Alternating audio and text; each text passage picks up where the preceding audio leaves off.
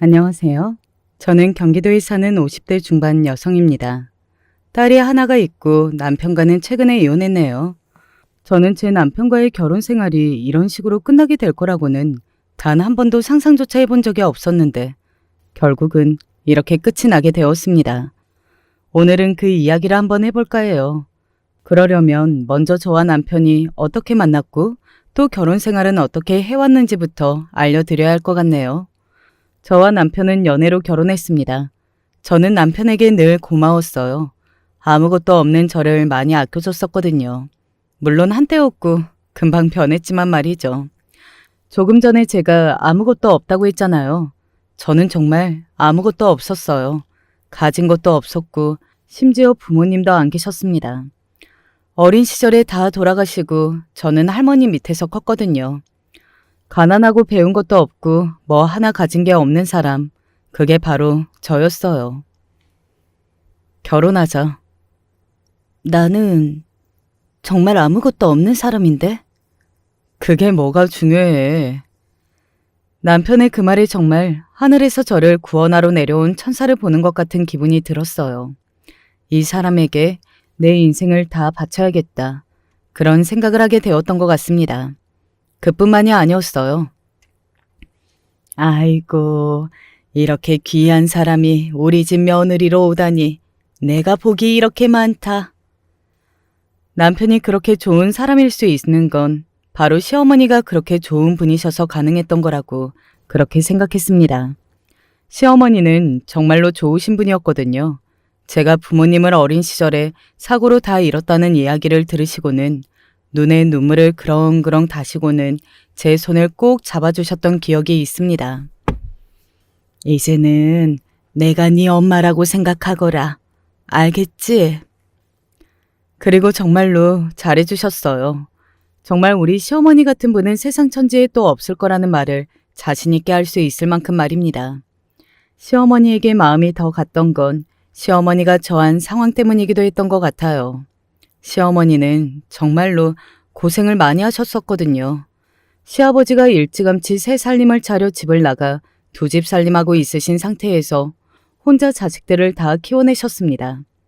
제가 듣기로는 정말 한 푼도 집에 가져다 주신 적이 없었다고 해요. 그런 시어머니의 처지에 당연히 더 마음이 갈 수밖에 없었던 것 같습니다. 처음에 시집살이도 제가 자처했어요. 같이 살면 아무래도 불편한 점이 많을 텐데. 나는 정말 괜찮다. 저는 어른들이랑 같이 사는 거 좋아해요. 불편한 거 정말 하나도 없으니 걱정하지 않으셔도 돼요. 오히려 좋은데요? 아휴, 내가 어쩌다 이렇게 너 같은 며느리를 받는지 복이 많다 많아. 혼자 외로우실 시어머니와 함께 산다고 했을 때도 오히려 반대한 건 남편이었지. 저는 정말 좋았거든요. 정말로 좋으신 분이라 아이들도 할머니와 함께 사는 걸 좋아했고 말입니다. 그런 저와 시어머니가 사이가 더 좋아진 건 다름 아닌 남편의 외도 때문이었어요. 남편의 외도를 처음 알게 된 것도 뭐 대단히 제가 캐고 다닌다거나 한 것도 아니었습니다. 남편은 애초에 숨길 생각이 없었거든요. 우리 동네에 아무렇지 않게 여자를 데리고 오고 제 앞에서 아무렇지 않게 통화를 하곤 했으니까요. 네 아버지가 있던 행동을 그대로 하냐? 어? 그에 비해 그 자식 아니겠어요? 시어머니에게도 그렇게 막 나가는 사람인데 저한테는 오죽했겠어요. 하루는 시어머니가 제 손을 잡고 이렇게 말씀하신 적도 있었습니다. 내가 혼자 시작할 수 있는 돈은 마련해 볼 테니 너는 나가서 네 삶을 살아라. 저런 인간 옆에 있지 말고, 응? 하지만 저는 시어머니 옆에 있는 것을 택했어요. 할머니까지 돌아가신 다음 이제는 하늘 아래 식구라고는 시어머니와 자식밖에 없었고 저는 그 가족을 잃고 싶지 않은 마음이 더 컸던 것 같습니다. 그리고 어느 순간부터는 남편이 집에 들어오지 않았어요. 자기 아버지와 똑같이 두 집 살림을 차려 나갔거든요. 차라리 그게 속이 편하다고 생각했던 적도 있었던 것 같습니다. 남편과 싸우면서 정이라는 정은 다 떨어진 상태이기도 했고 또 더 이상 기대하는 바가 없었고 결정적으로 제가 남편을 가족이라고 생각하지 않게 되었던 게 가장 컸던 것 같아요. 그런 인간 내 인생에서 없는 셈 치자 뭐 그렇게 생각했었으니까요. 그렇게 시어머니와 저 그리고 딸아이 이렇게 셋이 함께 오순도순 살았습니다. 물론 시어머니는 늘 저에게 미안해했고 남편은 주기적으로 길을 채웠지만 말이죠. 어머니, 가지고 계신 돈 있으시잖아요. 내가 돈이 어딨냐, 어? 아버지가 주신 돈 다 어디 있어요? 그거 생각보다 꽤 되잖아요. 네가 이렇게 저렇게 조금씩 가져갔잖니. 네 누나도 사고치고. 아니, 그게 얼마나 된다고. 얼마나 된다고? 그거 다 모아서 계산해봐라. 지들이 다 가지고 가서 써놓고 어디서 얻는 돈을 내놔라고 있어. 적반하장도 유분수라는 말이 딱 맞는 말인 것 같더라고요. 남편과 시누이는 시아버지가 물려주신 유산을 조금씩 가져다 써놓고 그건 잊은 건지 시도 때도 없이 시어머니에게 없는 돈을 달라며 소리를 질러댔습니다. 그리고 결국에는 시어머니에게서 더 이상 돈이 나올 구석이 없다는 걸 알게 된 이후로는 집에 찾아오기는커녕 연락 한번 제대로 하지 않았고 말이죠. 어느 날 시어머니가 한스럽다는 듯 가슴을 퍽퍽 치며 우는 걸 본 적이 있어요. 아이고, 아이고 내 팔자야. 저런 것들을 자식이라고. 아이고. 어머니, 너무 속상해하지 마세요. 저희가 있잖아요. 니들 둘 아니었으면 나는 진작에 이 세상에 없을 거다. 아이고. 그런 말씀하지 마세요. 저는 그런 시어머니가 더더욱 애틋해져만 갔고 말이죠. 그래서 저축해두신 돈으로 한 달에 생활비 쓸 정도는 되었고 저도 당시에 일을 하고 있었거든요. 아르바이트의 개념이었지만 어쨌든 세 식구 먹고 살 정도는 되었어요. 비록 풍족하지는 않더라도 말입니다. 가끔 외식을 하러 나가고 집에서 재밌는 이야기도 하고 아무튼 저희 세 식구는 나름대로 즐겁게 잘 살았습니다. 이대로라면 10년, 20년 더 함께 살아도 정말 좋겠다. 그렇게 생각될 만큼 말입니다. 하지만 제가 바라는 대로 되지는 않았습니다. 불행은 늘 행복한 뒤에 오잖아요. 그 시기도 저희 가족이 정말 행복해하던 시기였어요. 처음으로 시어머니와 딸아이 저 이렇게 셋이 함께 여행을 다녀오기로 계획을 짰던 시점이었거든요. 어머니, 일을 마치고 집으로 돌아오며 시어머니를 불렀는데 대답하지 않으셨습니다. 처음에는 어디 외출하셨나 했던 것 같아요. 하지만 그런 기분 아시나요? 어딘가 불길한 기분이 본능적으로 들 때 말입니다. 그때가 그랬던 것 같아요. 조심스럽게 안방문을 열었습니다. 그리고 그 불길한 예감이 적중했다는 것을 알 수 있었어요. 그러지 않았으면 정말로 좋았을 텐데 말이죠. 어머니. 바로 119에 신고하고 빠르게 어머니를 병원으로 모셔갔지만 이미 많이 늦은 상태라고 했습니다. 깨어나셔도 제대로 일상생활을 하거나 말하고 먹는 등의 행동들을 할 수 없을 거라고 말이죠. 하지만 그럼에도 저는 빌고 빌었던 것 같아요. 제발 깨어나시기만 하세요, 어머니. 라고 말이죠. 병간호는 내가 다 할 테니 제발 눈만 뜨시라고요. 하지만 시누이와 남편이라는 작자는 그렇게 생각하지 않더라고요. 본인들은 자식들인데도 말입니다. 이대로 깨어나시면 누가 책임을 져? 당신은 너무 현실을 모르고 무턱대고 그런 말을 하는데 의사 말 못 들었어? 본인이 걷지도 말을 하지도 제대로 먹지도 못할 거라는데 똥오줌 다 받아내는 수발을 누가 들 건데? 그리고 그 돈은 그건 다 어쩔 건데? 내가 모셔요. 내가 모신다고. 자식이라는 인간들이 그대로 어머니가 세상을 뜨셨으면 하고 바라고 있는 것을 보고 제가 다 분하고 억울해서 눈물이 나더라고요.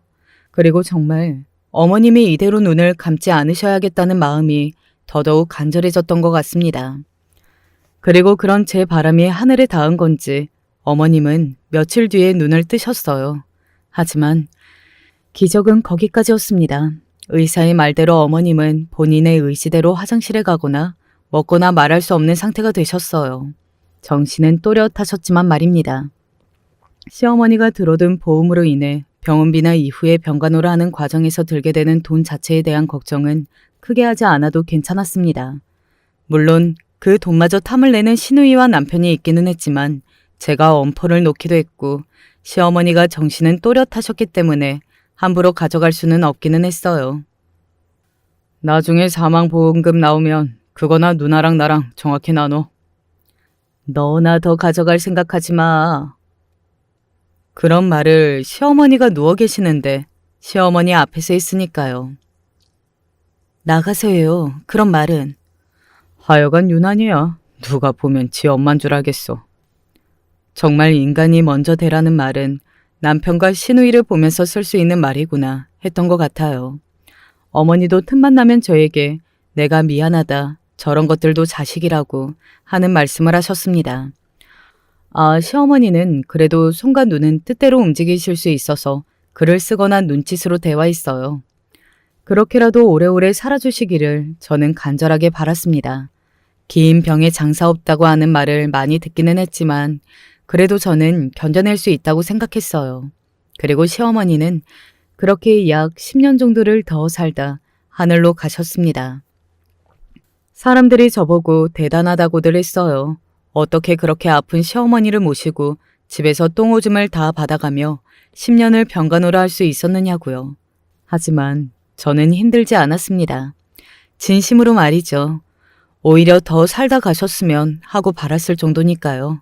하지만 남편과 시누이는 시어머니가 돌아가시자마자 이런 대화를 나누더군요. 징그러운 양반, 정말 오래도 살았네. 나는 그 일 있고 오래 버티시면 한 3년 버티실 줄 알았는데 10년을 더 사시다 가시냐. 자식들 고생하는 건 생각 안 하고. 정말 어이가 없다 못해 웃음이 나올 지경이었습니다. 고생? 누가 고생을 했나요? 1년에 한두 번 찾아와서는 옆에서 재산이 어쩌네, 어머니는 언제 돌아가시나 이런 소리나 하다 돌아간 인간들이 인제 와서 고생이라는 말을 하고 있다는 게 너무 코미디 아닌가요? 고생? 대체 둘이 뭘 했다고 고생이라는 소리를 해요? 제가 참다 못해 그렇게 물었습니다. 지금 나한테 소리 지른 거야? 아니, 너무 어이가 없어서요. 누가 고생을 했는데요? 병간호 했다고 지금 유세 떠는 거야 뭐야? 요새 떨 생각 하나도 없었는데 하나도 하지도 않으신 분들이 고생거리는 게 너무 웃겨서요. 요새 떠는 거 맞네. 당신은 좀 닥쳐. 제 그 말에 남편은 순간 놀란 듯 보이기는 했습니다. 저는 평생 가야 남편한테 닥치라는 둥 하는 욕설을 해본 적이 없었거든요. 그 자식이 두 집 살림을 차리는 걸 알았을 때도 말이죠. 이제 엄마 돌아가셨다고 막 나가나 보네? 누나가 참아. 어차피 이제 남남될 사이인데. 그러네. 이제 한 가족도 아니게 될 건데 뭐. 어디까지 하나 싶은 마음으로 그런 두 사람을 가만히 지켜봤던 것 같아요. 이제 나가 우리 집에서. 그래, 이제 옳게도 이 집에 붙어 있을 이유가 없어졌잖아? 필요 없어졌으니까 갈 길 가자고. 물론 이럴 거라고 예상하지 못했던 건 아니었습니다. 시어머니가 돌아가시면 저에게 나가라고 할 게 뻔하긴 했어요. 시어머니가 돌아가시면 나올 사망보험금이나 지금 집 이런 걸 저 없이 둘이서만 정리하고 싶을 게 뻔했으니 말이죠. 시어머니가 살아계실 때도 번번하게 저에게 너는 어머님 재산 욕심내지 말라는 말을 해왔던 사람들이었으니 말이죠. 저 인간만도 못한 자식들. 아휴, 우리 자식들도 저럴까봐 내가 겁이 난다니까. 주변에서 시누이와 남편을 욕하는 소리가 들려왔지만 그들은 이미 그런 건 상관없어 보였습니다. 당장 눈앞에 있는 시어머니의 보험금과 집이 더 중요했을 뿐이죠. 내가 당신 두 집 살림 차린 걸로 이혼 소송 걸면 어쩔 건데? 그리고 그동안 두 사람이 어머님 병간호는 하나도 하지 않은 걸로 걸고 넘어지면 어쩔 거냐고. 네가 아무리 그래봐야 어차피 어머니 자식은 우리야. 우리가 다 가져가게 되어 있으니까 괜히 힘 빼지 마. 그리고 두 집 살림? 그거는 내가 위자료 줄게. 됐지? 사실 법적으로 받을 수 있는 위자료라고 해봐야 얼마 되지 않거든요. 그리고 남편은 결혼 생활 내내 벌어온 돈이 그다지 많지 않기 때문에 재산 분할이라고 해봐야 그것도 얼마 되지 않았고 말이죠. 아무리 억울하고 그들이 아무리 쓰레기 같은 인간들이라고 해도 어찌되었든 시어머니의 자식들이었으므로 시어머니의 재산은 그들에게 가는 게 법적으로 맞았습니다. 우리가 다 알아보고 하는 말이니까 옳게도 괜히 힘 빼지 말고 좋게 마무리해. 한 푼이라도 더 받고 나가고 싶으면. 사실 돈이 문제가 아니라 그들이 너무 괘씸해서 뭐라도 하고 싶었지만 그때는 그냥 넘어갔습니다. 제가 어떻게 그럴 수 있었는지도 이제 이야기해드릴게요. 제가 순순히 물러나자 그들은 약간 의외라고 생각하는 듯 했지만 이내 이게 웬 떡이냐 하는 마음으로 넘어갔던 것 같아요. 그리고는 신나게 자신들이 받을 재산들을 계산하는 모습을 볼 수 있었습니다. 그 모습을 보고 있자니 정말 같은 인간으로서 환멸 같은 게 느껴지더라고요. 어떻게 저런 인간들이 있을 수 있지? 하는 생각과 함께 이미 떠나고 없는 시어머니가 너무 불쌍했습니다. 저런 자식들도 자식이라고 그래도 마지막 가시는 길에 제대로 살았으면 좋겠다는 말을 남기고 가셨었거든요. 그들이 한 가지 모르는 사실이 있었어요. 그렇게 돈을 좋아하는 그 두 사람이 알았다면 절대 그냥 넘어가지 못했을 사실입니다. 짐 빼러 안 와? 설마 뭉갤 생각을 하는 건 아니지? 시어머니의 집에 있는 제 짐을 하루라도 빨리 빼라고 닥달하는 전화를 받고 시댁으로 갔어요. 그냥 간 게 아니기는 했습니다. 이게 뭐야? 이거 올케차야? 제가 시어머니 댁에 제 차를 끌고 갔거든요. 그리고 그 차를 본 두 사람의 눈이 휘둥그레졌습니다. 그리고 입을 떡 벌렸고 말이죠. 그럴 수밖에 없었어요. 누가 봐도 어마어마하게 비싸 보이는 외제차였으니 말입니다. 게다가 차에 대해 줄줄이 꿰고 있는 남편은 단번에 알아볼 수 있었을 거고요. 이거 2억짜리 차잖아. 뭐? 2억? 네, 제가 끌고 간 차는 2억짜리 외제차였어요. 자, 이제 이 사연을 듣고 계시는 모든 분이 제가 그 돈이 어디서 났나, 어떻게 그렇게 비싼 외제차를 끌고 나타날 수 있었나 궁금해하실 겁니다. 이제부터는 그 이야기를 해드릴게요. 시어머니는 사실 남편과 시누이 몰래 따로 챙겨둔 재산이 있었습니다. 그것도 한두 푼이 아닌 아주 큰 재산이었어요. 시아버지가 돌아가시면서 남겨준 땅이 엄청나게 오른 겁니다. 그리고 그 땅이 있다는 건 두 사람은 몰랐어요. 시아버지가 살아생전에 시어머니에게 이렇게 이야기하셨다고 하더군요. 내 자식들이지만 그놈들은 인간이 덜 됐어. 이건 자네가 가지고 있다가 그놈들 하는 거 봐서 주든 말든 해. 라고 말이죠. 시아버지는 진작에 자기 자식들이 그런 인간이라는 것을 꿰뚫어 보신 겁니다. 얼굴도 모르는 시아버지지만 대단하다고 생각했어요. 옛날 분이신데 시어머니에게 그렇게 이야기하며 자기 재산을 몰래 남긴 것 말입니다. 아무튼 그렇게 시어머니가 몰래 받은 시아버지의 재산인 땅은 시어머니가 아파 누워 계시는 동안 천천부지로 올랐어요. 그 근처가 재개발되면서 값이 많이 뛴 겁니다. 그리고 어느 날 외출을 했다가 집으로 들어왔는데 시어머니 간호를 해주시는 분 말고 다른 분이 한 분 더 계시더라고요. 며느님 되시죠? 네, 그런데 누구세요? 시어머니의 오래된 지인이라고 했습니다. 시어머니의 부탁으로 오랜만에 찾아왔다고 말이죠. 시어머니는 그 땅을 팔아서 저에게 주고 싶다고 하셨다더군요. 그런데 그러려면 문제가 조금 복잡해지기는 해서요. 나중에 유류분 소송이나 이런 문제로 온전히 며느님에게 재산이 가지 않을 수도 있으니까 그래서 지금 우회로 저에게 재산을 주셨다가 며느님에게 건물을 사주는 방식으로 물려주고 싶다고 하시는데 시어머니는 남편과 시누이에게 자신의 재산이 가지 않을 방법을 고민하시다가 그런 선택을 하게 되셨다고 하더군요. 알고 보니 그런 식으로 재산을 증여하게 되면 나중에 혹여나 문제가 생길 방법을 그나마 차단할 수 있다고 말이죠. 그렇게까지 안 하셔도 되는데. 그놈들한테 재산을 주기는 죽기보다 싫으시대요. 시어머니의 그 마음이 너무나 이해가 되기는 했습니다. 저라도 신우이와 남편에게는 주고 싶지 않았을 것 같거든요. 그들이 내가 남긴 재산으로 잘 먹고 잘 사는 걸 생각만 해도 속이 뒤집어질 것 같다는 생각이 들자 시어머니가 주기로 하는 걸 순순히 받겠다 할 수밖에는 없었습니다. 저도 그들에게 시어머니의 재산이 가는 건 정말 너무 싫었거든요. 그래서 시어머니의 땅을 팔아 그 지인분의 명의로 건물을 샀고 그리고 그 건물을 저에게 주는 방식으로 재산을 증여했습니다.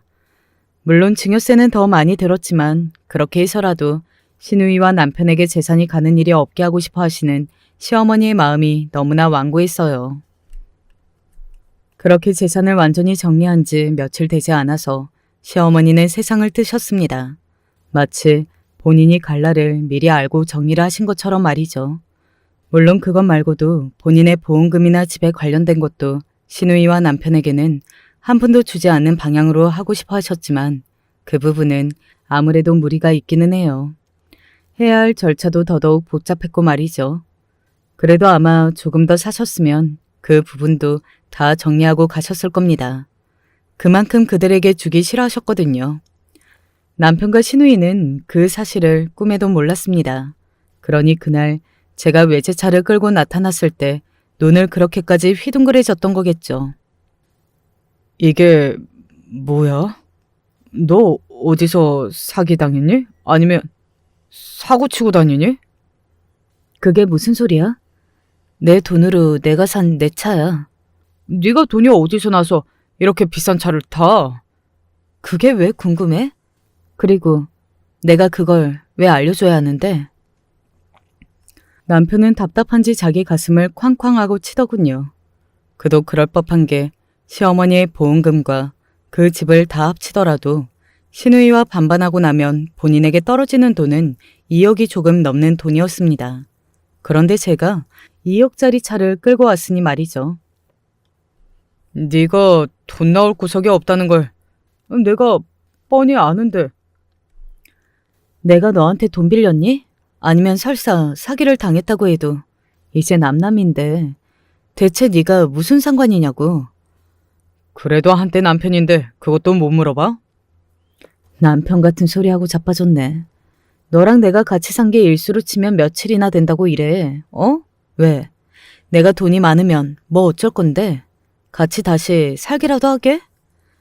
남편은 그런 제 말에 입을 다물더군요. 저는 그런 남편을 조롱했습니다.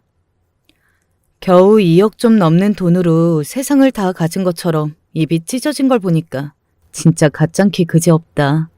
내 차는 2억짜리 차인데. 그런 저와 남편을 보고 있던 시누이가 팔짱을 끼며 말했습니다. 그게 올케차가 맞기는 해? 어디서 빌려온 건 아니고? 그러면 그렇게 믿으시던가요? 아니, 그런 차를 뽑을 돈이 있는 사람이 아니잖아. 저에 대해서 얼마나 아신다고 그래요? 1년에 한두 번 찾아와서는 되지도 않는 소리만 짓거리고 가는 정도로만 얼굴 봐놓고 궁금해 죽겠다는 얼굴로 저를 바라보고 있는 남편과 시누이에게 웃으며 말을 이어갔습니다. 아, 나 건물주야. 뭐? 어쩌다 건물주까지 됐네? 당신은 정말 아깝겠다. 나랑 계속 같이 살았으면 건물주 남편이 됐을 텐데. 아, 아니다. 내가 그렇게 안 두고 쫓아냈겠지만 어디 그 얼마 되지도 않는 그 돈으로 그 여자랑 평생 잘 먹고 잘 살아봐. 그래봐야 나한테는 푼돈이지만. 그렇게 말하고는 집으로 들어가 본격적으로 제 짐들을 챙기기 시작했습니다.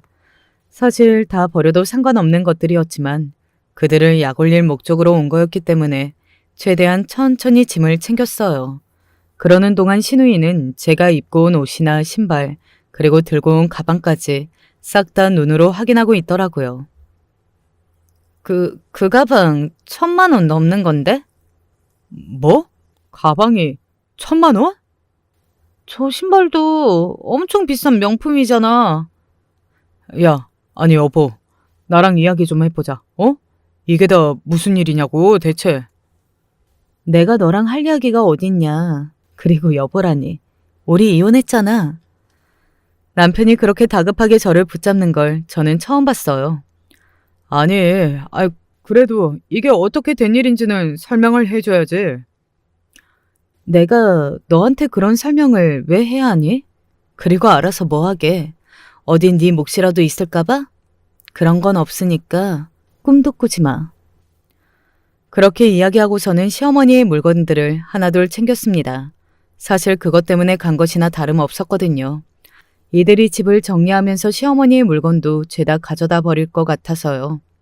저들 손에 시어머니의 물건이 버려지는 것을 보고만 있을 수는 없었습니다. 그런 쓰레기 가져다가 뭐하게? 두 사람한테는 쓰레기일지는 몰라도 저한테는 소중한 어머님의 유품이거든요. 정말 끝까지 착한 사람인 척하네. 당신들 같은 사람들 눈에는 그렇게 보이겠죠. 나 같은 사람이나 시어머니 같은 분을 이해 못할 인간들이니까. 야, 왜? 뭐요?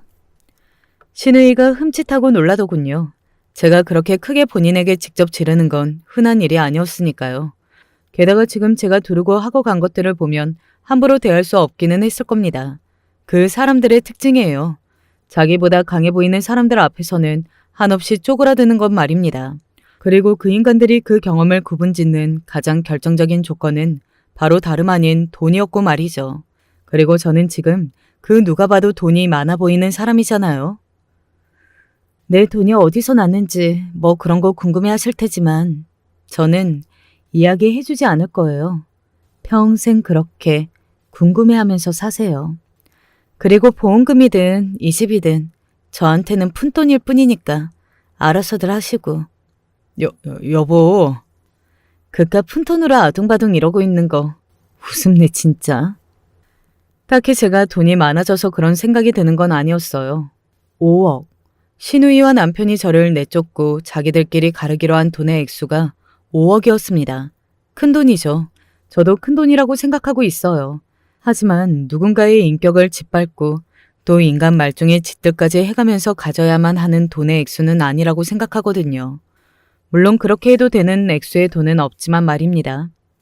저는 그들을 실컷 비웃고 조롱하고 시어머니의 유품들을 챙겨 집으로 왔습니다. 집도 이사를 한 다음이었어요.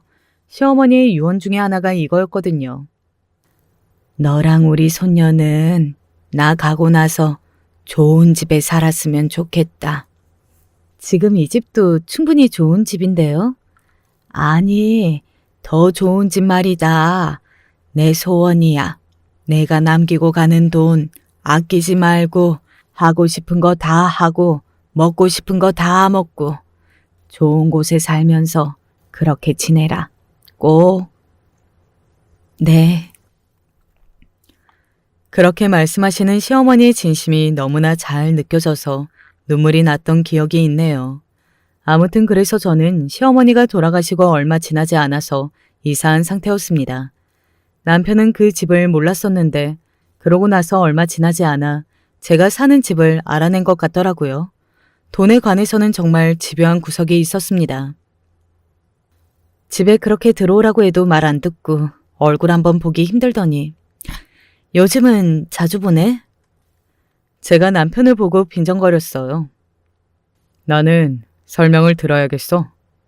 네가 뭔데 내 돈에 관해서 설명을 듣고 싶어 하냐고. 말이 안 되잖아. 나는 네 사정과 상황을 뻔히 다 아는데 네가 그런 돈이 어디서 나서 이렇게 좋은 집에 살고 그렇게 비싼 차를 끌고 다니냐고. 다 알면 뭐가 달라지나? 남편이 저를 빤히 바라보더군요. 나는 그 무슨 일이 있어도 너랑 다시 합칠 생각이 없고 이제 너랑 나는 명백히 남남인데 내가 돈이 얼마가 있던 너랑 무슨 상관이라고 그래? 언제는 관심도 없었으면서 돈 때문에 이러는 거 정말 역겹다. 남편이 저를 빤히 바라보다 뭔가 결심한 듯 말을 하더군요. 영 찝찝해서 그러지. 뭐가 찝찝한데?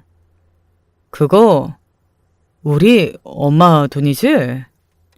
뭐 남편과 시누이 처지에서는 그런 생각이 들 법하다고 생각하기는 했습니다. 시어머니가 돌아가시자마자 제가 돈이 이렇게나 많이 생긴 거니까요. 하지만 그들도 명백한 증거는 없으니 뭐라 캐물을 수 없었던 거겠죠. 아닌데? 말이 안 되잖아. 네가 돈이 어디 있어서. 그리고 어머니 돌아가시자마자 이렇게 된 것도 너무 이상하고. 이상하든 말든 당신 돈 아니니까 궁금해할 필요가 없다는 말이잖아. 우리 어머니 돈이면 알아야지. 웃기네. 우리 어머니 같은 소리 한다. 설사 어머니 돈이라고 한들 당신이 그걸 왜 알아야 하는 건데? 1년에 한두 번 찾아와서는 요양원에 보내면 돈이 드느니 어쩌니 미리 재산 다 정리하라는 둥 노인네 언제 죽나 이런 소리만 해댄 인간이? 그래서 어머니 돈 맞다는 거지? 남편은 다른 소리는 들리지 않은 듯 했습니다. 그냥 제 돈이 시어머니 돈일 수도 있다는 사실에 완전히 꽂혀서 말이죠. 아닌데? 그러면 그 돈이 어디서 났냐고. 어머님이 이 돈이 어디 있으셨냐고 그럼. 제 말에 남편이 입을 다물더군요. 시어머니가 그 정도의 재산이 있다는 건 남편과 시누이 모두가 다 모르는 사실이었습니다. 당연하죠. 시어머니가 그들에게 주지 않기 위해서 그동안 말도 하지 않은 채 숨겨온 재산이었으니까요. 남편은 그 돈이 시어머니의 돈이라는 증거가 딱히 없으니 일단 돌아가더군요. 그리고 남편과 시누이가 조사하기 시작했다는 이야기를 전해 들었습니다. 그들은 제가 가진 어마어마한 재산이 도저히 납득이 되지도 또 받아들일 수 없어 보이더라고요. 그리고 그 욕심 많은 인간들에게 그 돈은 엄청나게 탐나는 돈이었을 겁니다. 법적으로 태클 걸 만한 부분은 아무것도 없을 테니 너무 염려하지 않으셔도 됩니다. 그런 염려가 아니라 그냥 귀찮게 할 것 같아서 걱정되는 거죠 뭐. 그리고 제가 걱정했던 그 부분은 정말 적중했습니다. 그들은 정말 시도 때도 없이 저를 귀찮게 했어요. 아니, 그 돈이 어디서 나서 네가 건물을 사냐고. 그게 말이 되냐고. 어머님이 돈이 있으신 건 말이 되고요? 엄마가 몰래 어디 꽁쳐둔 돈이 있었나 보지. 안 그래도 이상했어. 아버지가 돈 한 푼 없이 그냥 그렇게 돌아가신 게 말이 안 되는 거였는데. 그치. 내가 알기로도 아버지 재산이 좀 있으셨다고 들었는데. 그게 아버지 재산이었으면 우리한테도 자격이 있는 거니까 당연히 돌려줘야지. 당당하면 그 돈의 출처를 왜 못 밝히는 건데, 어? 너도 당당하지 못하니까 말을 못하는 거잖아. 남편과 시누이는 제 돈이 시어머니에게 받은 거라고 이미 확정적으로 생각을 하는 듯 했어요. 제 뒷조사도 하는 것 같았고 말이죠. 그리고는 결국 알아냈습니다. 제가 어떻게 해서 시어머니의 재산을 증여받았는지 말이죠. 내놔. 뭘? 우리 어머니 돈 내놓으라고. 이 앙큼한 기집애가 우리 엄마 돈으로 그렇게 호의호식하면서 우리한테는 그동안 모른 척한 거였네? 정말 뭐 이런 게 다 있지? 그게 왜 어머니 돈이에요? 제 돈이지. 너 미쳤냐? 어? 우리 엄마가 너한테 준 돈이잖아. 그니까 어머님이 나한테 주셨으니까 내 돈이지. 법적으로는 어떻게 할 수 있는 방법이 없었던 것 같더라고요. 저에게 찾아와서 그렇게 소리를 질러대며 달라고 우기는 것 보면 말이죠. 무슨 미친 사람들처럼 같은 말만 반복해서 할 뿐이었습니다.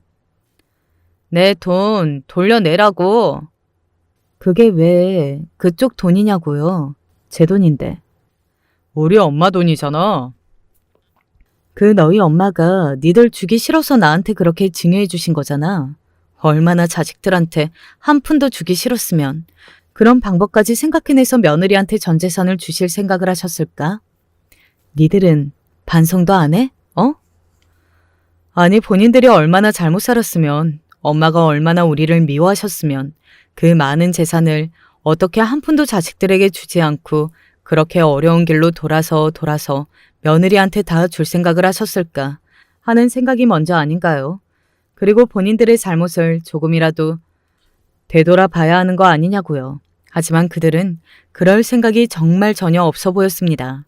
반성을 단 하나도 하지 않는 그 태도에 저는 더 치가 떨렸고요. 내가 당신들한테 내 돈을 줘야 할 이유도 의무도 없으니까 둘 다 헛꿈 꾸지 말고 돌아가요.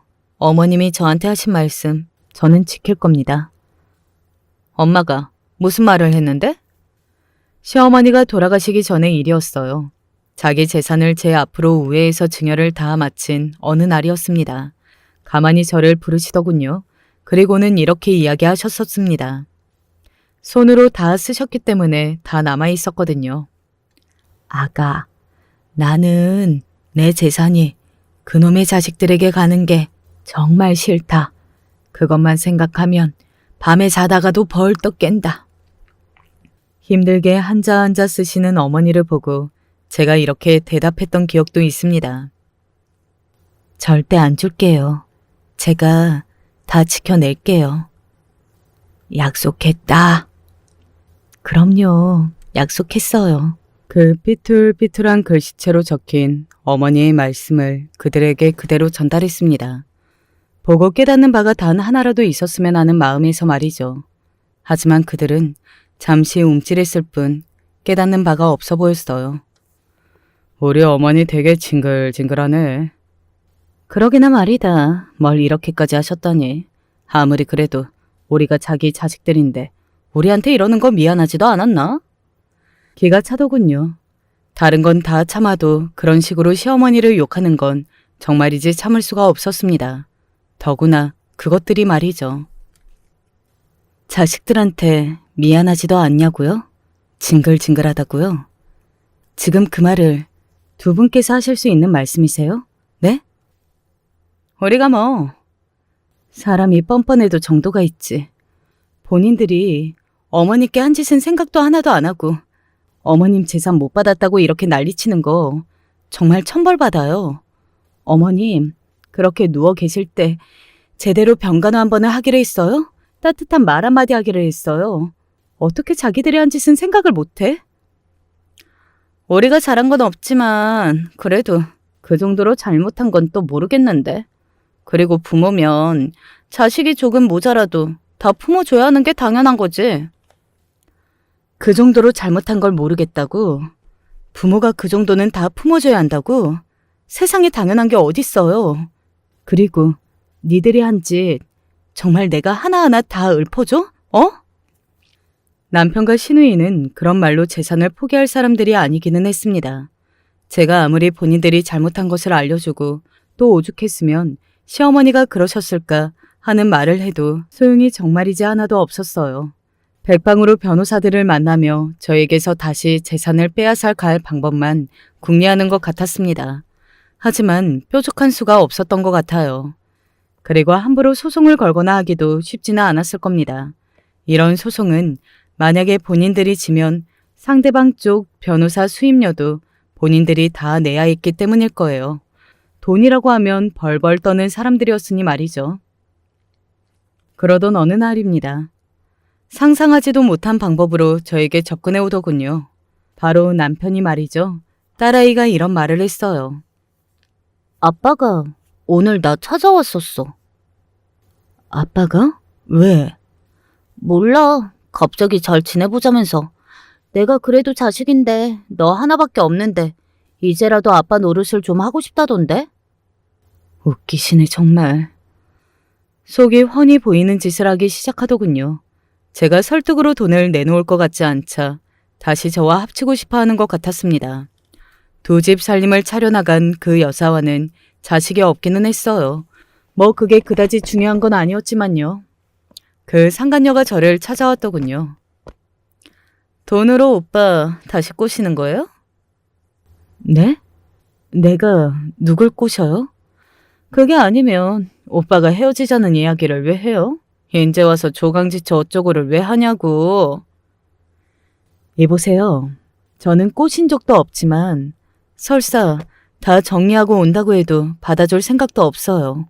그쪽 같으면 거의 20년이 가까운 세월을 딴 살림 차려서 집에는 몇 번 들어오지도 않은 남편을 다시 받아주겠어요?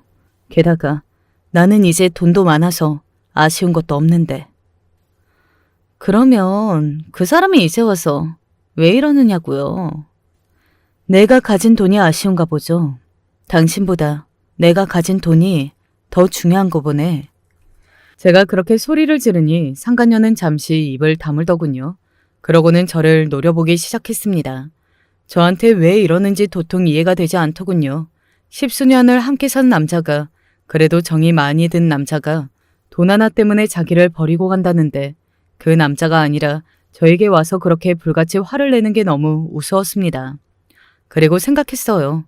끼리끼리 지들 수준에 맞는 것들이 잘 만났다고 말이죠. 그 오랜 세월 쌓인 정도 그렇게 쉽게 버리는 남자. 뭐가 좋다고 나한테 와서 이렇게 난리를 쳐요? 그쪽은 정말 자존심도 없어요? 왜 그렇게 사냐고. 상간녀는 이를 꽉 깨물 뿐 더 이상 아무 말도 하지 못한 채 돌아갔습니다. 그리고 그날 이후로 남편이 본격적으로 저에게 접근을 하기 시작했어요. 내가 살아보니까 그래도 결국에는 가족뿐이더라. 조강지처랑 자식이 최고지. 당신도 남편이 없는 것보다 있는 게 나을걸? 여자 둘뿐인 집에 나 같은 남자도 딱 있어야지. 너 같은 남자는 있는 것보다 없는 게 더 이로워. 아, 여보. 내가 왜 네 여보냐니까? 진짜 보자 하니까 이 인간이? 아무리 화를 내고 소리를 질러도 남편은 포기할 생각이 없어 보였습니다. 그 돈이 그만큼 커 보였나 보더라고요. 뭐 그만큼 금액이 크기는 했지만 말이죠. 그리고 신우이는 틈만 나면 제 명의로 된 그 건물을 드나든다는 이야기를 들을 수 있었습니다. 드나들기만 하면 다행이게요. 자신이 주인 행세를 하며 여기저기 입을 대고 다녀서 정말로 신우이가 주인인 줄 아는 세입자들도 알 지경이었어요. 그래서 한 번은 경찰에 신고를 한 적도 있습니다. 내가 내 건물에서 그러고 다니는 게 뭐? 그건 제 건물이에요. 우리 엄마 건물이니까 내 건물이지? 제 명의로 된 제 건물입니다. 그 정도면 정신병이니까 치료받아요. 뭐? 너 지금 말 다 했어? 자꾸 이러시면 저희도 곤란해요. 한 번만 더 신고 들어오면 제대로 처벌을 할 수밖에 없습니다. 그니까 다시는 이러지 마세요. 에? 신우이는 그날 이후로는 건물에는 더 이상 나타나지는 않았습니다. 하지만 여전히 포기는 하지 않고 계속 재산을 나눌 방법을 찾고 있는 것 같기는 했고 말이죠. 그 사람을 알지만 아마 평생 포기 못할 거예요. 그래서 더더욱 괴롭겠죠. 처음에는 그 두 사람이 알게 되어서 굉장히 피곤해졌다 라는 생각을 했었는데 다시 생각해보니까 그 두 사람이 알게 되어서 그걸로 인해 가지지 못한 가질 수 없는 돈을 생각하며 평생을 괴로워할 테니 어떻게 보면 잘된 게 아닌가 싶기도 하네요. 딸아이도 남편에게 크게 한마디 했다고 들었습니다. 나는 평생 아빠라는 걸 가져본 적도 없고 있다고도 생각해 본 적도 없고 또 가지고 싶지도 않아. 엄마가 좋아하는 다른 아저씨를 데리고 와서 아빠라고 하면 뭐 그건 오케이지만 그게 아빠인 건 싫어. 바란 적도 없고 앞으로도 바랄 일도 없을 테니까 다시는 나 찾아오지 마. 돈 때문에 이러는 거 알아서 더 역겨우니까. 라고 말이죠. 자기 자식에게 그런 말까지 들어가는 삶이 한편으로는 불쌍하기도 했습니다. 그러게 인생을 왜 그렇게 살아서 말이죠. 남편은 딸아이에게서 그런 말을 듣고서도 포기를 몰랐습니다. 결국 그 상간녀와는 완전히 갈라선 것 같더라고요. 그렇게 헤어지면 죽을 것 같이 굴어놓고서는 돈 때문에 한 번에 헤어진 게 정말 기가 막혔습니다. 물론 그렇다고 해서 제가 받아줄 마음은 정말 손톱만큼도 없었지만 말이죠. 다른 남자를 만나는 척을 해봐. 그렇게까지 해야 해? 그게 지팡일 수도 있어. 자기보다 잘나고 등치도 크고 그런 남자를 네가 만나고 있으면 너한테 그렇게 함부로 못할걸? 그렇게까지 해야 하나 싶은 생각이 들기는 했지만 시도 때도 없이 찾아오고 또 제 주변을 서성거리는 남편을 정말 꼴을 보기 싫었거든요. 그래서 그렇게 하기로 했습니다. 사실 시어머니의 유언장을 써주고 또 여러 가지 일을 처리할 때 자주 배웠던 변호사분이 남자분이시고 아내와는 사별하신 분이었거든요. 뭐 좋은 감정으로 만나고 있다 이런 건 아니기는 했지만 그래도 종종 만나서 밥을 먹고 이야기를 나누곤 했었고요. 그리고 일부러 그런 장면들을 남편이 목격할 수 있게 했습니다. 남편이 제대로 오해를 한 것 같더라고요. 그 변호사 놈이랑은 언제부터 그런 사이야? 그게 너랑 대체 무슨 상관인데? 그런 사이던 아니던. 50 넘은 여편 애가 어디 그렇게 몸을 함부로 굴리고 말이야. 애 보기 부끄러지지도 않아? 정숙하게 살아야지. 그게 지금 네가 할 말이라고 생각하니? 남자랑 여자랑 같아? 뭐가 다른데? 너는 평생을 그렇게 두 집 살림을 차려놓고 나는 친구 만나서 밥 먹고 이야기하는 것도 안 된다고? 그놈도 결국에는 네 돈 때문에 접근하는 거야. 너는 뭐 다르니? 너도 내 돈 때문에 이러는 거잖아. 남편은 입을 꾹 다물더군요. 본인도 내 돈 때문에 그러는 거면서 참 뻔뻔하기도 했습니다. 하긴 그렇게 뻔뻔하니 그 오랜 세월 그런 짓을 하고 또 지금도 이럴 수 있는 거겠지만 말이죠. 저는 그런 신우이와 남편에게 굴복할 생각은 추워도 없습니다. 더 약을 올렸으면 올렸습니다. 보란 듯 좋은 옷을 입고 좋은 차를 끌고 또 딸아이와 해외여행도 다녀오고 그랬어요. 그럴 때마다 두 사람이 배가 아파서 뒤집히는 걸 보게 되었고 통쾌했습니다. 신우이는 결국 그 건물이 자기 거라고 여기저기 말하고 다니면서 돈을 빌리고 다니거나 세를 몰래 받거나 하는 바람에 사기죄로 고소당했어요. 그리고 그 일로 남편에게서 이혼도 당했습니다.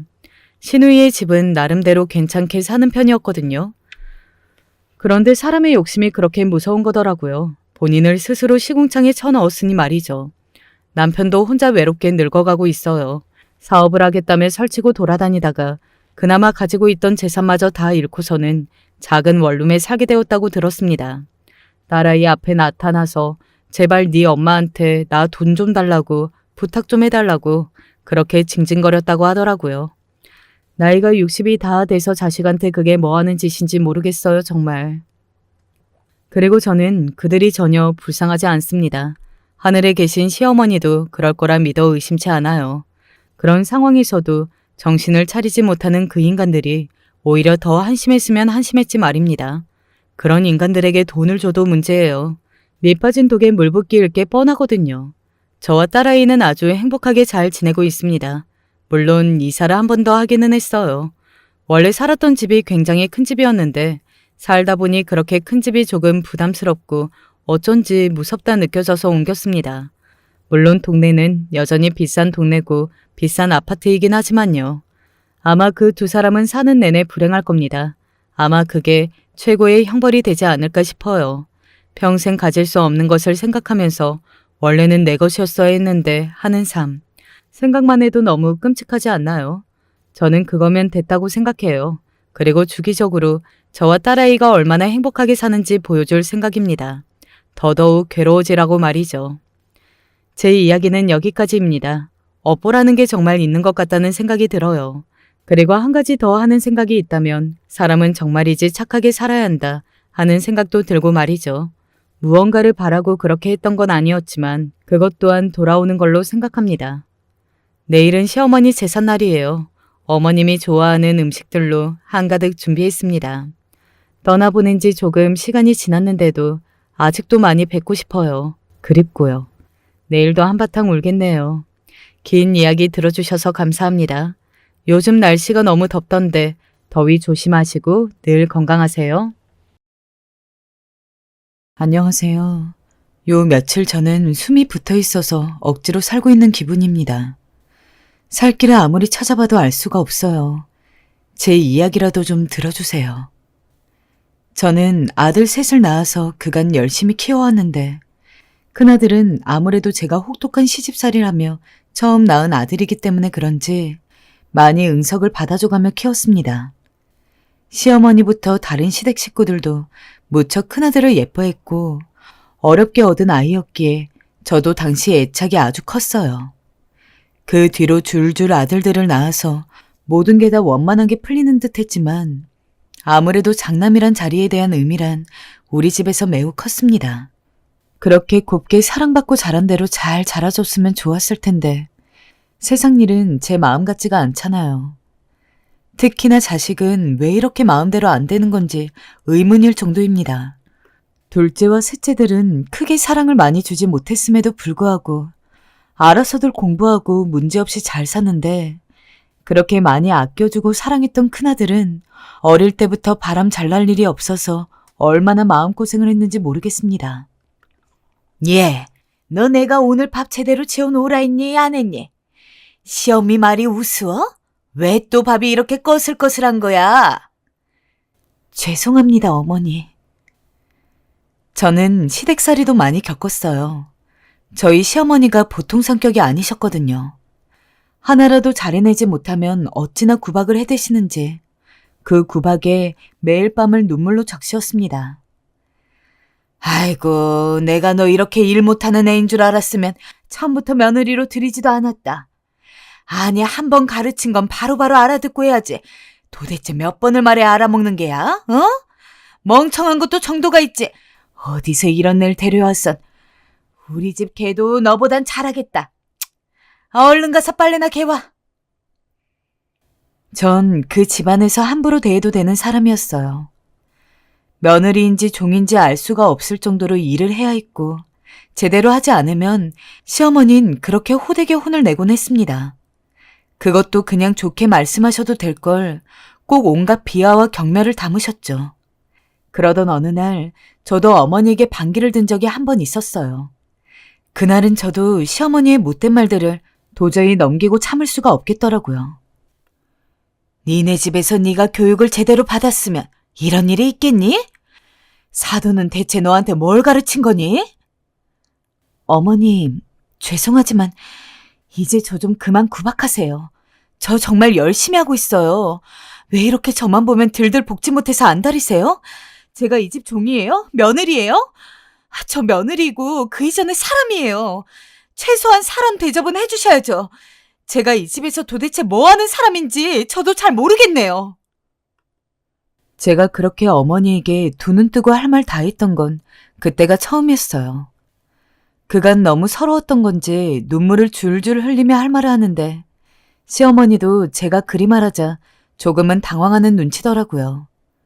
그때부턴 시어머니도 제 눈치를 보는 건지 조금 시집살이가 줄었던 것 같아요. 그리고 다행히 큰애를 낳자마자 시집살이는 완전히 끊겼어요. 큰애가 아들이었거든요. 우리 영준이 무럭무럭 자라서 엄마 아빠한테 효도해라, 응? 아이고, 내 손주 이쁘기도 하지. 우리 아들은 할머니에게도 그렇고 저희에게도 그렇고 참 사랑을 많이 받았어요. 첫째가 원래 그렇잖아요. 더군다나 영준인 어렸을 땐 무척 똑똑한 편이었어요. 제가 다 알려주지 않았는데도 한글을 쉽게 떼더라고요. 그러더니 책을 가져와선 혼자 읽어보고 저한테 옹알옹알 내용을 말해주기도 하고 주변 동네 어르신들도 그런 영준이가 똑똑해 보이셨는지 학자가 될 것 같다고 말씀하시곤 했습니다. 그런데 제 아들이라서가 아니라 제가 봐도 영준인 조금 다른 아이들과는 달랐어요. 여보, 우리 아들이라서가 아니라 정말로 우리 영준이 커서 되게 큰 사람 될 것 같지 않아요? 큰 사람 되는 것도 좋은데 그냥 난 건강하게 자라기만 했으면 좋겠네. 아이가 건강하고 행복하면 됐지. 안 그래? 맞아요. 그건 그래요. 내가 또 욕심을 부렸네. 나도 우리 영준이가 그저 잘 자라주기만 하면 고마울 것 같네요. 지금 아직도 남편과 나눴던 이 대화가 떠오르곤 하는데요. 전 정말로 영준이가 대단한 사람이 되는 걸 원하지도 바라지도 않았고 그저 무럭무럭 어디 아프지 않고 이대로만 잘 자라줬으면 했어요. 하지만 이후로 저의 고생은 다른 단계로 넘어가서 계속 이어지는 듯 하더군요. 그냥 좀 고집이 세고 강단 있는 성격이라고 생각했는데 학교에 가서 또래들과 섞이게 되면서 비로소 뭔가 잘못되었다는 것을 깨닫게 되었어요. 그날 학교에서 걸려온 전화를 받고 얼마나 가슴이 철렁했는지 생각해보면 그때 제가 단도리를 잘 했어야 했는데 기회를 놓친 것 같아 너무 안타깝습니다. 안녕하세요. 영준이 어머니신가요? 네, 안녕하세요. 무슨 일이시죠? 알고 보니 선생님한테 걸려온 전화였는데 내용을 들어보니 우리 아들이 다른 아이를 때렸다는 것입니다. 네? 그게 무슨... 우리 영준이는 그럴 애가 아닌데. 제 말에 한숨을 푹 쉬시던 선생님은 망설이는 듯 말씀을 꺼내시는데 듣고 얼마나 하늘이 노랗게 보였는지 모릅니다. 저기 어머니, 영준이가 때린 그 아이는 좀 전에 병원으로 실려갔어요. 아주 크게 다쳤습니다. 얼른 오셔야 될 것 같아요. 이게 무슨 일이란 말입니까? 저는 얼른 대충 챙겨 입고 병원으로 뛰어갔고 자초지종을 다 들어보니 우리 아들이 제대로 잘못을 저지르긴 했어요. 일단 사과를 하긴 했는데 아들은 전혀 잘못한 기색이 없는 거예요. 입 밖으로 내는 말을 듣고 얼마나 놀랐는지 당장 조용히 하라고 저도 소리를 질렀어요. 엄마, 걔가 먼저 까불었어. 맞아도 당연하다고. 내가 왜 사과를 해야 해? 너 어디서 그런 말을 하고 있어? 제가 야단쳤음에도 불구하고 상대방 아이의 부모님들은 우리 아들의 말을 듣고 얼굴이 벌겋게 변하셨어요. 결국 아이 엄마는 눈에 불을 켜고 우리 아이를 붙잡고 흔들더군요. 너 정말 제대로 혼나봐야겠구나. 우리 애 저러다 잘못되면 너도 가만두지 않을 거야. 알겠어? 너무 놀라서 저도 떼놓으려던 차. 아무리 제 자식이지만 그때 같이 대드는 꼴은 정말 가관이었습니다. 아줌마, 이거 나요. 자꾸 붙잡고 있으면 나도 경찰에 신고할 거야. 놓으라고. 뭐야? 이놈 자식이 너 진짜 안 되겠구나. 영준이 엄마, 당신 도대체 자식 교육을 어떻게 시킨 거예요? 어떻게 하면 애가 저리 되냐고. 죄송합니다. 정말 죄송합니다. 영준아, 손 놔. 손 떼라고. 저는 그 모습에 완전히 사색이 되어버렸고 겨우겨우 떼내었지만 결국 상대방 아이의 부모님을 더욱 노엽게 해버려서 문제가 매우 커지게 되었어요. 결국 이 일은 꽤 상당한 금액을 치르고 힘겹게 해결을 하게 되었어요. 정말 자식이 죄를 저지르면 죄인은 부모가 되는 거라고. 제가 얼마나 상대방 부모에게 빌었는지 모르겠어요. 오죽하면 이런 말까지 했던 것 같아요. 만약 영준이가 또 사고를 친다면 제가 영준이 대신 깜빵에 들어가겠다고요. 그때 상대방 부모 쪽에서 제게 이런 말을 하시더라고요. 아직도 그 말이 가슴에 남네요. 그건 됐고요. 당신 아들 교육 똑바로 시켜요. 내 보기엔 쟤 저러다 범죄자라도 될 듯 싶으니. 지금 저렇게 애들 패고 다니는데 머리 커지면 스스로 깜빵 가지 않겠어요? 같은 자식 키우는 입장에서 충고해 주는 겁니다. 그때 영준이 붙잡고 참 많이 울었어요. 영준아, 정말 왜 그러니? 엄마 마음 이렇게 아프게 할 거야? 우리 영준이 착하고 똑똑한 애잖아. 이런 애 아니잖아. 엄마, 알겠어요. 미안해요. 그만 울어요. 앞으로 친구 안 때리고 다닐게요. 부모는 자식 말이 거짓이든 뭐든 다 믿는다고 하죠. 저 역시 마음은 너무 힘들었지만 시간이 지나면 알아서 좋아질 거라고 믿는 수밖에 없었어요. 왜냐면 둘째와 셋째 아이들은 문제없이 잘 크고 있었고 큰애만 좀 별난 것일 뿐이라고 생각했거든요. 그러나 갈수록 이런 부분들은 해결되지 않은 채 큰아들은 사고를 치기에 급급했습니다. 학창시절 때에는 또래 애들을 때리고 다니더니 고등학교쯤 가서는 아예 공부를 하지 않겠다고 손을 놔버리는 것이었어요. 너무 기가 막혀서 저를 비롯하여 제 부모와는 말도 안 하려고 하는 아들을 붙잡고 사정사정을 했어요. 영준아, 아무리 그래도 고등학교는 나와야지. 이게 무슨 일이야? 엄마, 고등학교 안 나온 애들도 세상에 많아요. 고등학교 꼭 나와야 사람 구실해요? 내 주변 형들은 안 나와도 잘만 살던데요? 네 주변 형들? 그 오토바이 타고 다니는 깡패 같은 애들 말하는 거니? 엄마, 네가 그리 되는 거 죽어도 못 본다. 제발 내 눈에 흙이 들어가도 안 돼. 엄마, 지겹지도 않으세요? 이제 나도 어느 정도 컸고 사리분별을 할 줄 알아요. 그러니 그만 징징거리시고 더 이상 내 일에 신경 쓰지 마세요. 아들의 말은 참 날카롭고 잔혹했어요.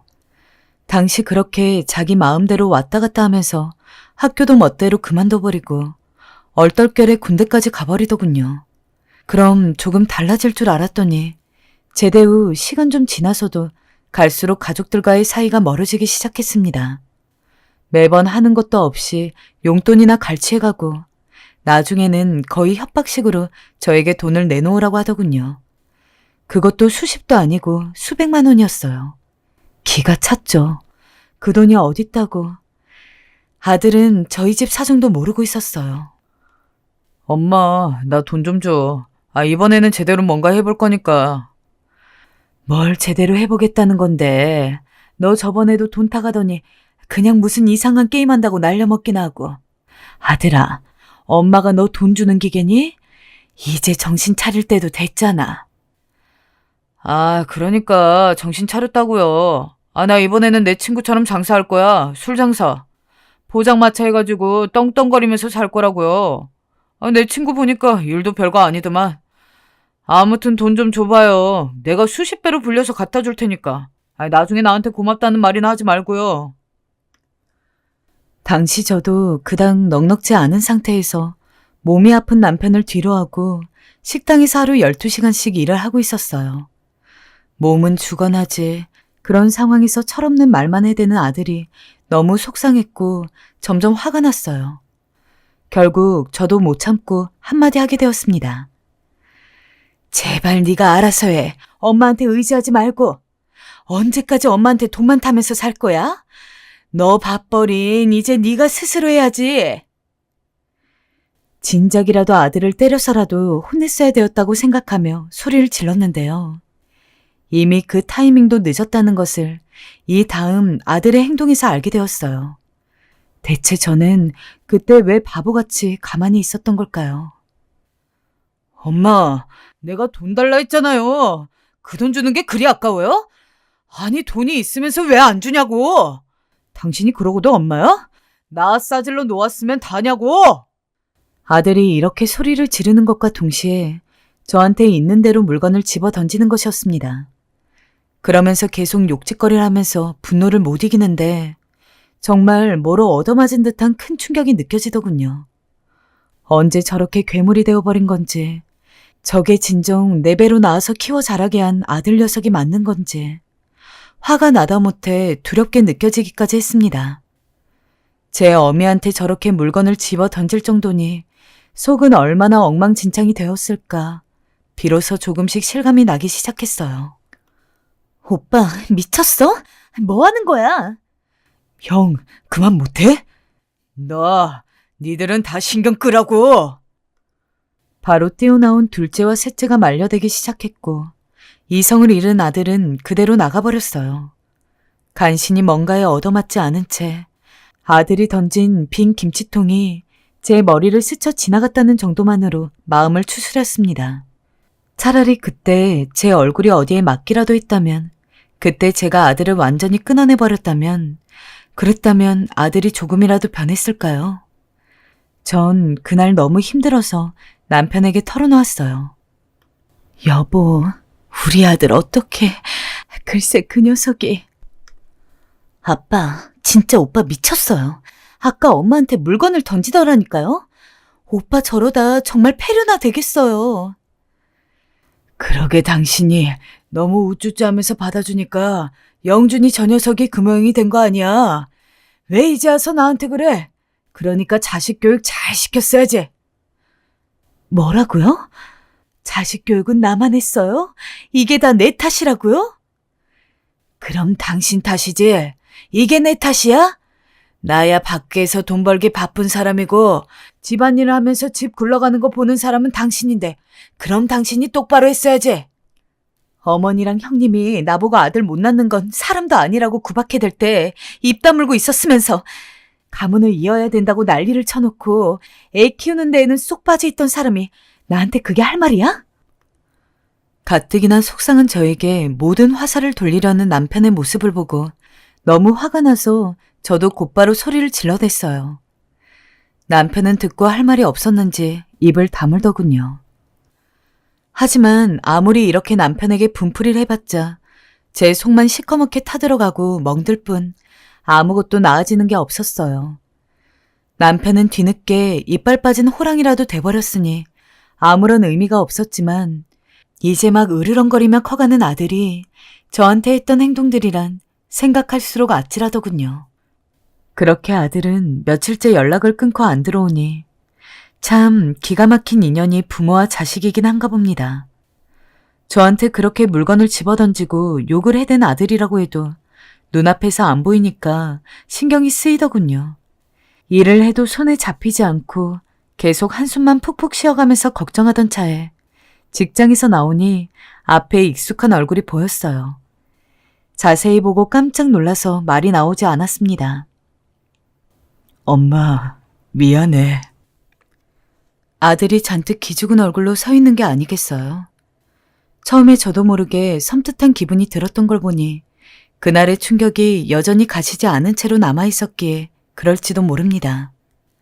하지만 일단은 이렇게 앞으로 찾아온 아들을 보니 그저 생전 처음으로 미안하다고 말을 하는데 더 이상 할 말이 없더군요. 어쨌든 내 품에서 키운 자식인데 내가 안고 가는 수밖에 없지 않을까요? 저는 길게 할 말 없이 그냥 한마디만 할 뿐이었어요. 얼른 집으로 가서 밥 먹자. 그렇게 아들과는 더 이상 길게 말하지 않았고 제 뒤를 따라 들어온 아들을 보며 다른 아이들과 남편은 흠칫 놀라는 눈치였지만 이들도 며칠째 제 눈치만 보고 있던 터라 다들 모르는 척 있었어요. 그렇게 밥을 지어서 먹고 그냥 그렇게 덮고 가기로 마음을 먹었습니다. 아들도 자기가 크게 잘못을 했다고 느꼈는지 조용히 움츠리고 들고 나가길 반복하더군요. 그렇게 시간이 한창 흐르고 아들은 뭔가 한다면서 조금씩 아르바이트 같은 걸 하면서 돈을 버는 것 같더군요. 다른 아이들은 집 분위기가 심상치 않아서 그런지 제각기 열심히 길을 찾아서 직장을 알아보는 등 어떻게든 저에게 부담을 주지 않으려고들 열심이었어요. 이렇게 해서 우리 집 분위기는 대강 자리를 잡아가는 듯 했어요. 남편도 건강을 회복해서 뒤늦게 조금씩 자신이 할 수 있는 일들을 찾아가고 있었고요. 정말로 처음으로 마음이 너무나 평온했던 시기였어요. 저는 이 시기에 성당도 나가게 되었는데요. 이유는 하나였습니다. 신에게 지금의 이 시기를 조금 더 늘려달라고 기도드리기 위해서였어요. 제발 부탁드립니다. 저희 가족 이대로만 화목하게 지내게 해주세요. 우리 아들 또 방탕해지지 않고 지금처럼 마음 잡고 살아가게 해주세요, 하나님.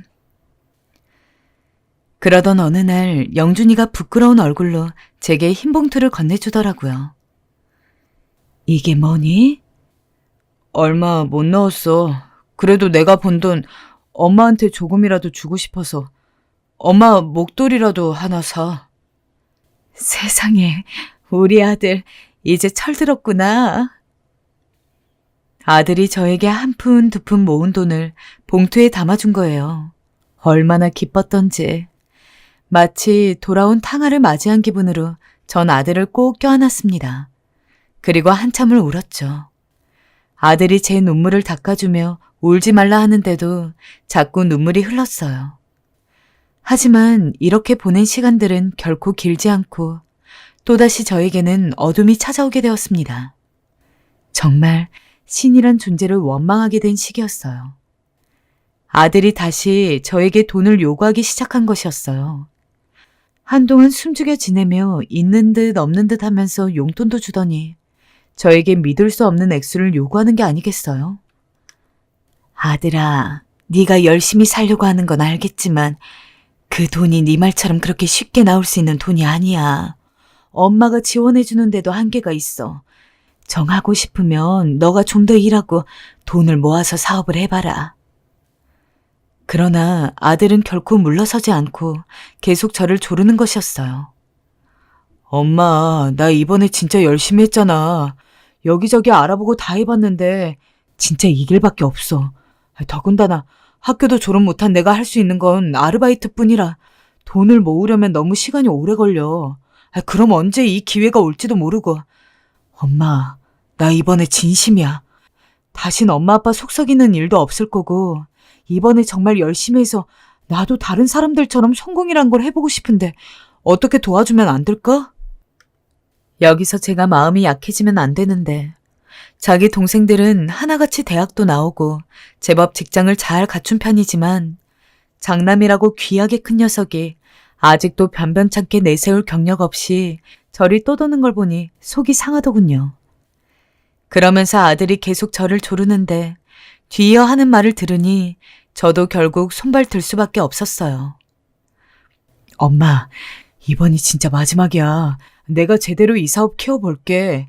민준이랑 수진이도 나한테 투자해준다고 하더라고. 엄마가 나이가 들어서 모르나 본데 한창 젊은 걔네들이 봐도 솔깃한 얘기니까 돈을 주지 않았겠어? 엄마만 더 보태주면 돼. 제발 부탁이야, 어? 제가 모르는 사이 동생들에게까지 투자금을 받았다는데 그냥 제 오빠가 안 돼 보여서 준 건 아닌가 싶었어요. 하지만 이번에는 정말로 마지막이라는 생각으로 다 같이 한번 이렇게 몰아줘 보자는 생각이 들긴 했습니다.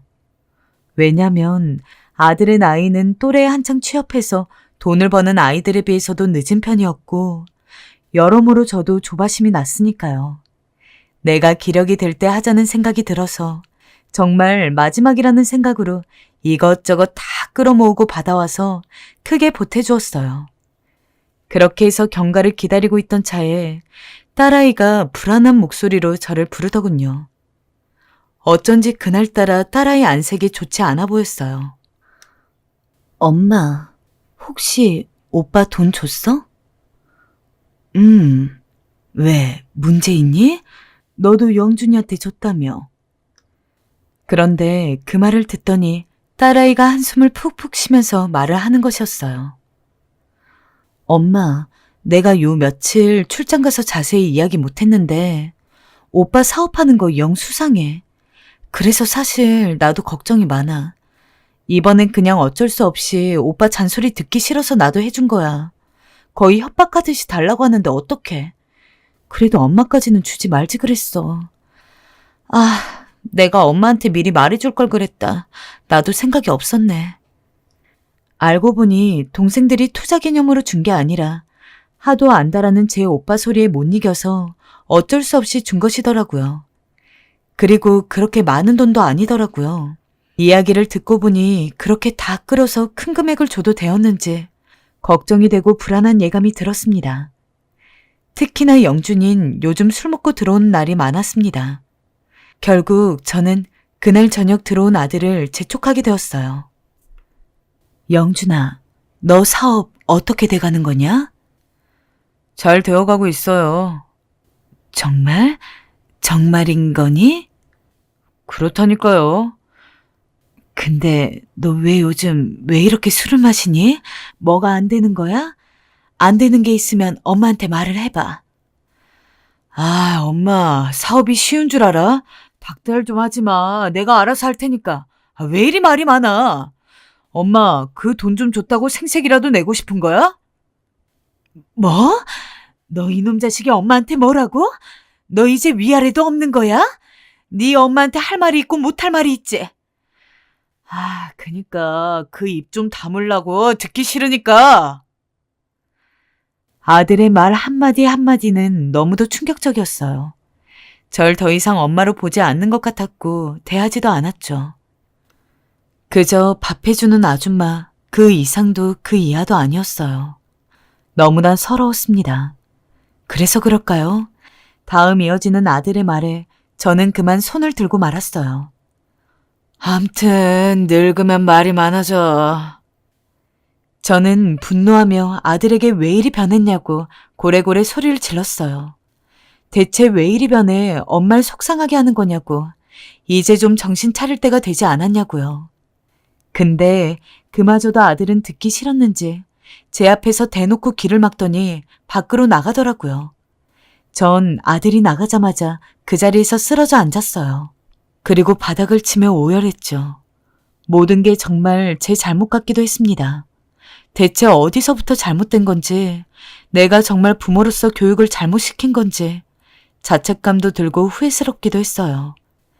자식이 박은 대못은 그렇게 제 가슴을 후비고 또 후볐고 며칠 내내 침대에서 일어나지도 못하고 한참을 끙끙 앓아야 했죠. 그나마 유일하게 위안이 되는 작은 딸이 저에게 와 죽도 떠먹여주고 약도 챙겨준 덕분에 침대에서 조금씩 일어날 수 있었던 것 같습니다. 엄마, 이제 오빠는 가슴에서 지우자. 나도 오빠는 포기했어. 엄마 마음 아프게 하는 사람은 나도 오빠로 받아들이기 싫어. 딸은 저리 말하며 제 손을 꼭 잡아주었어요. 하지만 그게 쉽나요? 딸에겐 오빠이지만 제겐 자식인데. 차마 아들에게 인연 끊자는 소리는 못 나오더군요. 아들은 제가 침대에서 끙끙 앓는 동안에도 한 번도 들여다보지 않았고 뺀질나게 밖으로 드나들었어요. 그것도 가만 보면 꼭 밤에만 나갔어요. 그게 좀 이상했죠. 자기 딴엔 밤에 일이 많다 어쩐다 하는데 사실 일이라는 게 어떻게 밤에만 있을 수 있나요? 아무래도 아들 행동이 의심스러워서 딸이랑 이런저런 이야기를 하게 되었어요. 엄마, 나도 그렇게 생각하고 있었어. 오빠 확실히 이상해. 막내 생각도 그렇고. 그래서 우리가 오빠를 한번 미행해보면 어떨까? 미행? 오빠 성격에 순순히 무슨 회사 차려 일하는진 절대 말 안 해줄 거고 우리가 미행해서 알아내는 수밖에 없잖아. 딸이 제안한 미행이라는 게 마음에 걸리긴 했어요. 아무리 그래도 부모가 자식을 미행한다는 게 좀 그렇더군요. 하지만 상황이 이렇게까지 된 이상 저도 결정은 내려야 했어요. 그래서 며칠을 고민하다가 그러자 하고 딸과 함께 영준이의 뒤를 몰래 따라가기 시작했어요. 미행을 하는 내내 얼마나 가슴이 졸이던지 가면서 중간중간 딸의 손을 잡고 몇 번을 심호흡해야 했는지 몰라요. 그래도 다행이었던 건 아들이 게임방이나 이런 곳에 갈까봐 내심 걱정했는데 다행히 아들은 멀쩡한 건물로 들어가더라고요. 하지만 이어지는 딸의 말에 저는 그만 몸이 굳고 말았어요.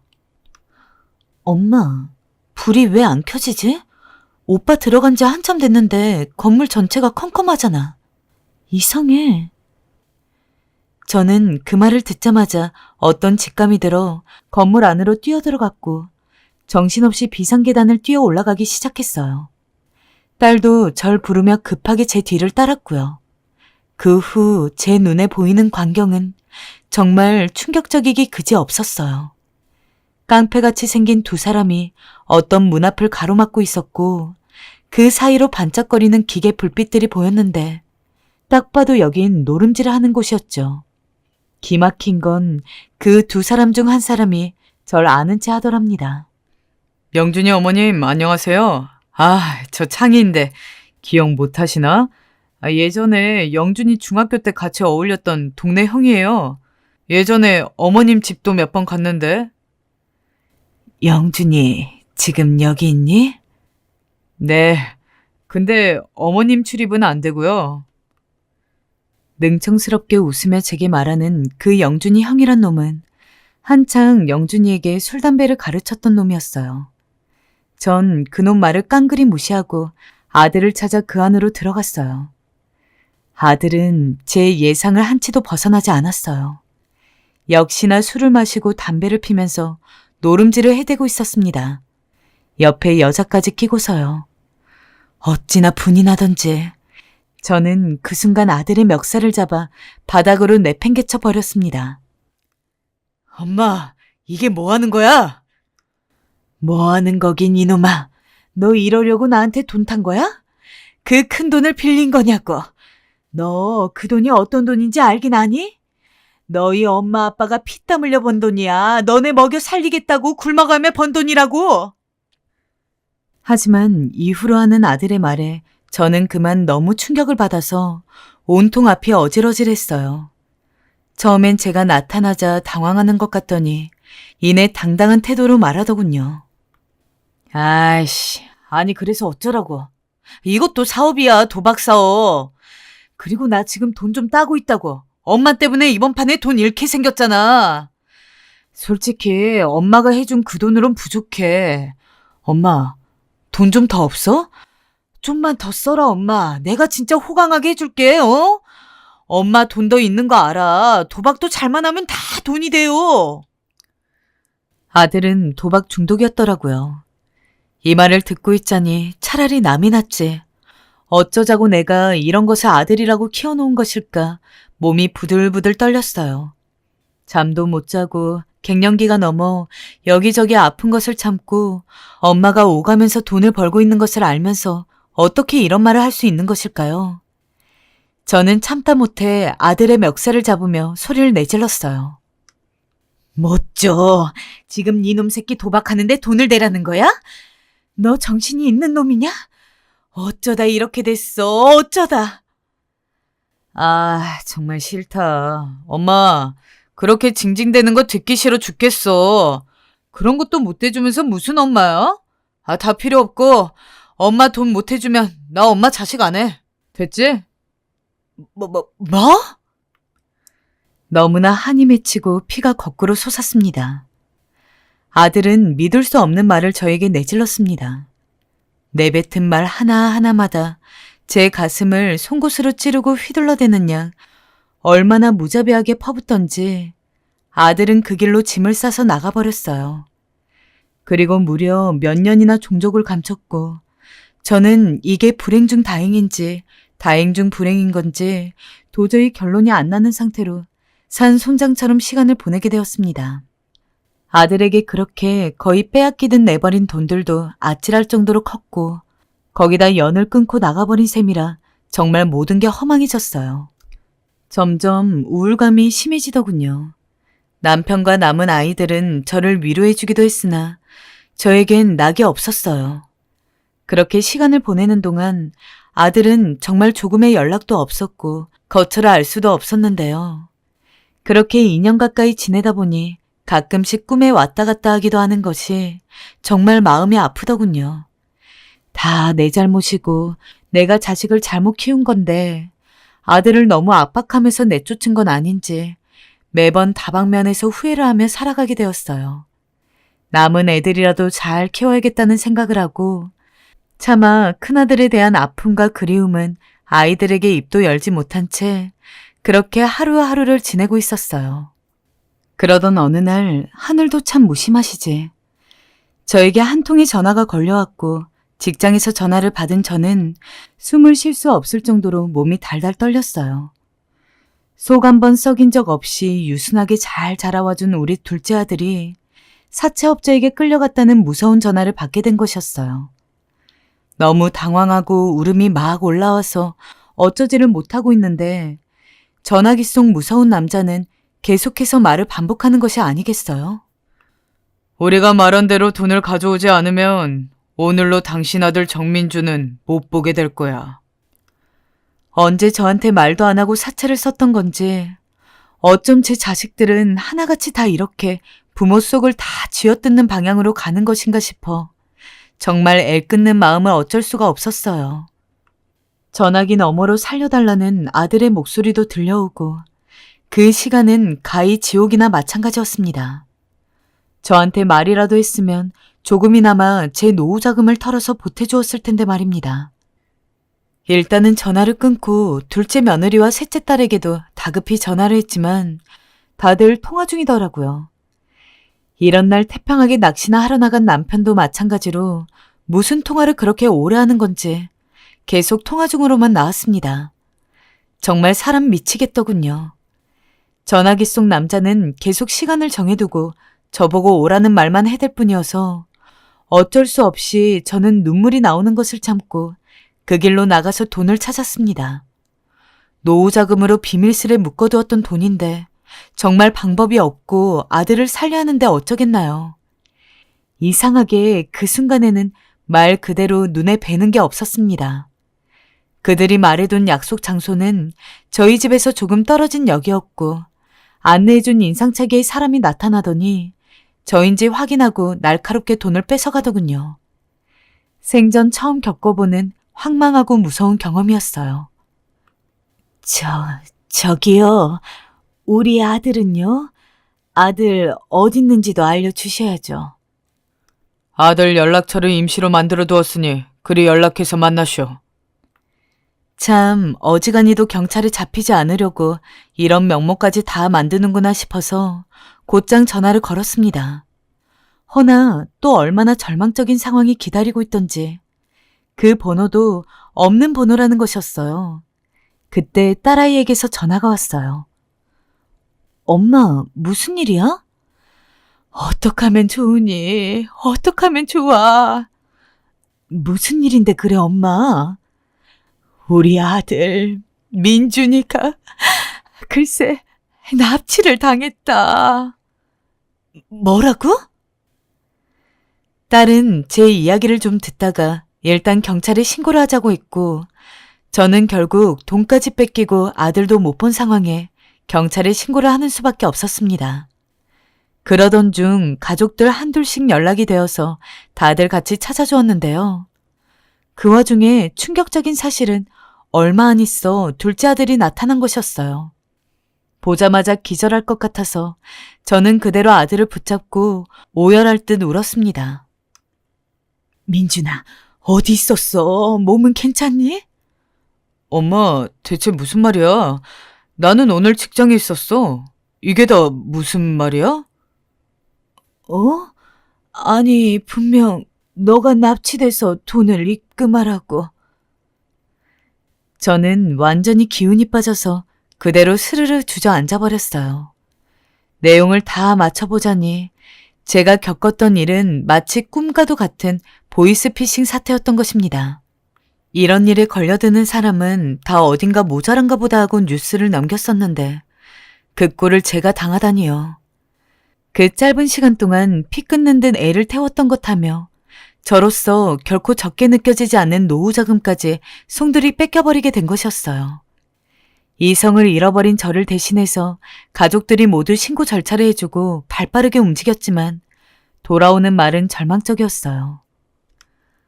엄마, 이런 케이스는 흔하고 잡기 힘들다나 봐. 대부분 해외에 있어서 찾기도 힘들고 그저 돈 잃은 거 그냥 억지로 받아들여야 하는 경우가 있다고 하더라고. 엄마, 너무 자책하지 마. 엄마 잃은 돈은 우리가 조금씩 채워줄게. 맞아, 엄마. 너무 상심하지 마. 원래 나쁜 놈들이 작정하고 사기치면 속게 되어 있어. 딸과 아들이 그 말을 하면서 제가 안타까웠는지 저를 같이 안아주면서 엉엉 울더라고요. 그저 둘째 아들에게 정말로 그런 큰일이 생기지 않은 것을 다행이라고 여겨야 하는 것인지 참으로 살맛나지 않은 날들을 보내야 했습니다. 그러던 중 완전히 절망하라는 법은 없는 건지 한 달쯤 지나서 경찰로부터 연락이 왔습니다. 보통 이런 케이스는 돈을 다 써버리기 때문에 금액적으로 다 돌려받을 기대는 하지 않는 게 좋다고 딸이 말해주었지만 당시 모든 울분과 분노가 거기에 가득 몰려 있었기에 그저 모든 벌을 세게 받게 해주고 싶은 마음뿐이었어요. 그런데 비로소 잡혔다는 연락이 왔으니 마음에 칼을 갈면서 전화를 계속 이어갔는데요. 그런데 경찰이 저에게 알려준 보이스피싱 범인에 대한 신원 내용을 듣고 저는 전화를 끊을 수도 계속 받을 수도 없는 지경이 되었어요. 차라리 이 자리에서 그냥 모든 게 끝나버렸으면 좋겠다는 생각이 들 정도였어요. 이런 상황까지 가버리게 된 이유는 바로 그 범인이 제 큰아들이었던 것이기 때문입니다. 제 아들이라고요? 뭔가 잘못하신 거 아니에요? 제 아들 이름은 정영준이에요. 영준. 맞아요? 네, 맞습니다. 어머님, 일단 경찰서로 오시죠. 몇 번이나 물었지만 똑같은 대답만 돌아올 뿐이었고 저는 이 사실을 가족들에게 차마 말하지 못한 채 기어가듯이 경찰서에 가서 그것을 확인하게 되었어요. 어떻게 봐도 제 아들이 맞았으며 몇 년 못 본 새에 인상도 상당히 변해 있었고 체격도 달라졌고 저를 보자마자 원망 섞인 눈으로 보는 것이 아니겠어요? 저는 부들부들 떨리는 목소리로 아들을 불렀습니다. 네가 어떻게 부모한테, 네가 어떻게... 아들은 아무 대답도 없었어요. 뭐가 그렇게 제가 미운 건지 분노와 원망이 깃들어진 시선을 저에게 계속 보내고 있더군요. 이렇게 된 상황조차 제가 야속하게 느껴지는 것일까요? 도대체 제가 무슨 잘못을 했다는 것일까요?